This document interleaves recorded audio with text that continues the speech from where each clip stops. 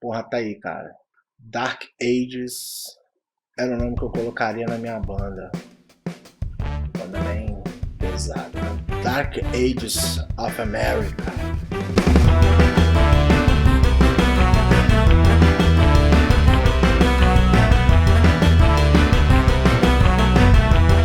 Fala, galera.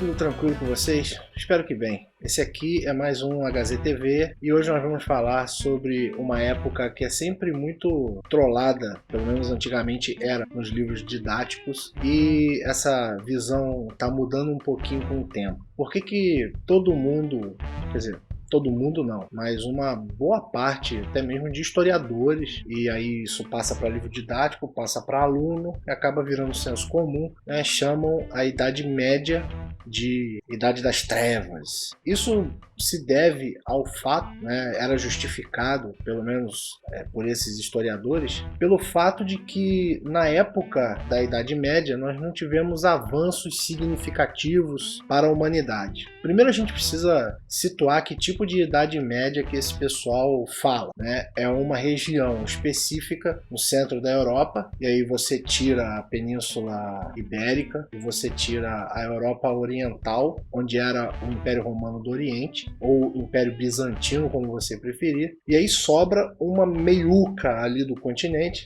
que hoje está França, Suíça, Itália, Alemanha, Polônia, República Tcheca, um pouco da Grécia, nem tanto. Naquele miolo ali do continente, nós tínhamos um sistema econômico que ficou conhecido como feudalismo, que é definido por uma série de características que até nós vamos discutir até um pouco no vídeo. Não vamos entrar em detalhes agora. Bom, para quem fala que não existiu avanço tecnológico naquela época, eu quero lembrar que, para começo de conversa, nós tivemos o que a gente costuma chamar de plantação rotativa, campos rotativos, existem outros nomes, mas basicamente é a gente pegar o espaço todo que a gente tem de plantio, todo o terreno, dividi-lo em várias partes. Vamos usar 3 partes como exemplo. Parte 1, parte 2, parte 3. Parte 1 eu plantei inhame, parte 2 eu plantei couve, na parte 3 eu plantei batata. Então o que acontece? No campo 1 que eu plantei inhame, depois que eu colher, e depois que eu colher o campo 2 de couve, o campo 3 de batata, eu inverto, passo a batata para o campo 1, passo o inhame para o campo 2 e a couve para o campo 3. Isso aí o engenheiro agrônomo pode responder melhor do que eu. Essa rotatividade de culturas melhora o solo, ou pelo menos ele sofre um desgaste menor com esse plantio rodando.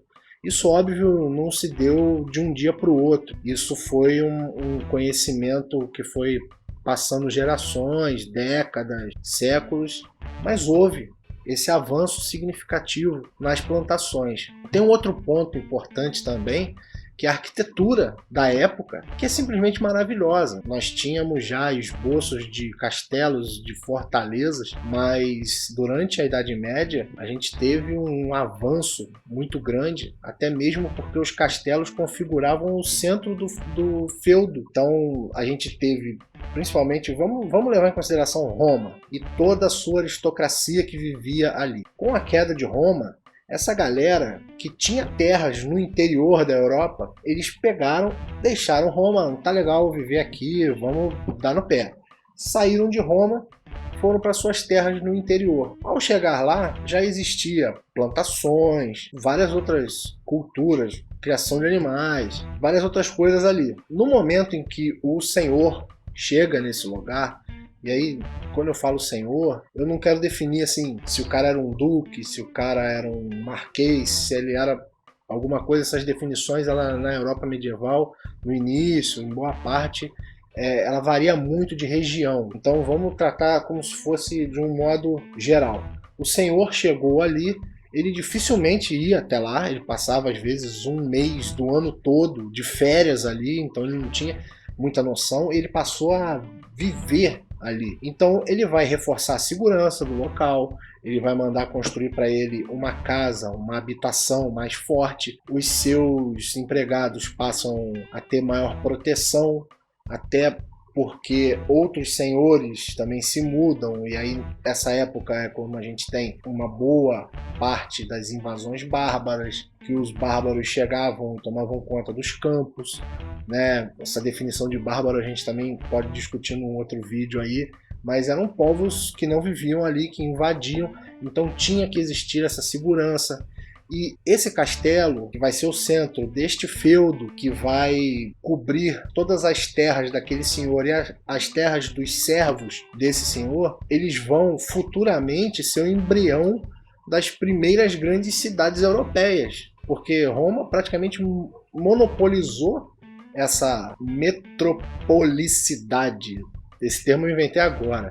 Tá? Roma monopolizou essa condição de grande metrópole e nós não tivemos assim um desenvolvimento de uma grande cidade até o fim de Roma. Exatamente. Nós tínhamos algumas cidades grandes, até mesmo na Península Itálica, cidades até consideráveis que merecem destaque, mas Roma era uma megalópole para a época. É como se você chegasse hoje e comparasse São Paulo, por exemplo, que é a maior cidade da América do Sul, comparar, por exemplo, Porto Alegre, também é uma capital, também é uma cidade importante, mas não é tão grande, tão extensa e não tem assim tanta coisa como tem São Paulo, apesar de ser uma cidade, como eu disse, grande, uma cidade importante, uma capital de estado do Brasil, assim como São Paulo também é, mas em tamanho não chega a ser parecido, se não me engano, territorialmente, não sei nem como comparar, mas enfim, eu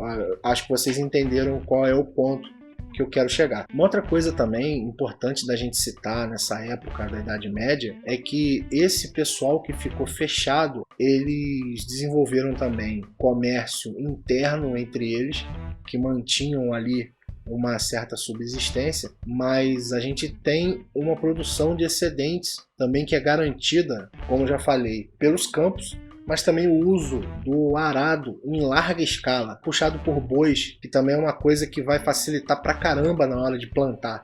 Isso também é um avanço.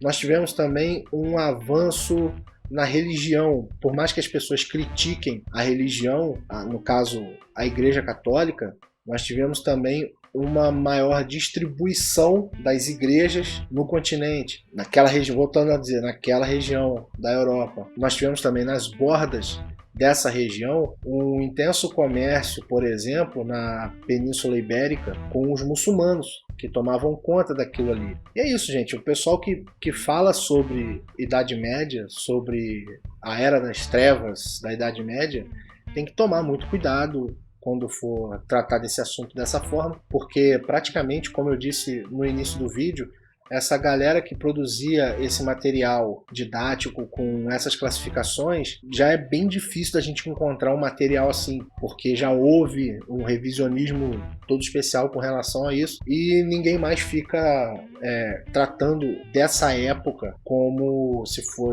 fosse uma época 100% atrasada ou desconectada do restante do mundo. Lembrando que enquanto a gente tinha essa galera vivendo essa relação senhor-servo, feudo, nós tínhamos, por exemplo, os muçulmanos controlando o Oriente Médio, ali norte da Europa, Península Ibérica, com um extenso comércio, Império Bizantino também, com uma produção cultural grande. Nós tínhamos na China alguns pequenos reinos já se tornando grandes reinos, né? Nós tínhamos aqui na América, por exemplo, algumas civilizações que lá na frente serão os maias, os astecas, os incas, estabilizados, populações ali se unindo, tribos conquistando outras tribos e construindo esses grandes impérios que vão ser descobertos depois pelos europeus.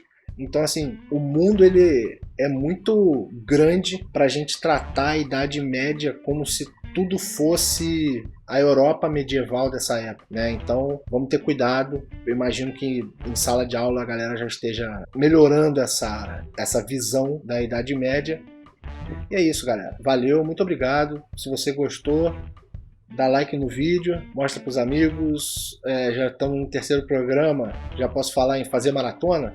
Acho demais, né? Mas dá like no vídeo, assina o canal se ainda não assinou, mostra pros amigos, mostra pro papai e mamãe, pra vovó, pra aquele teu irmãozinho chato. E é isso, galera. Valeu, até semana que vem. Até já.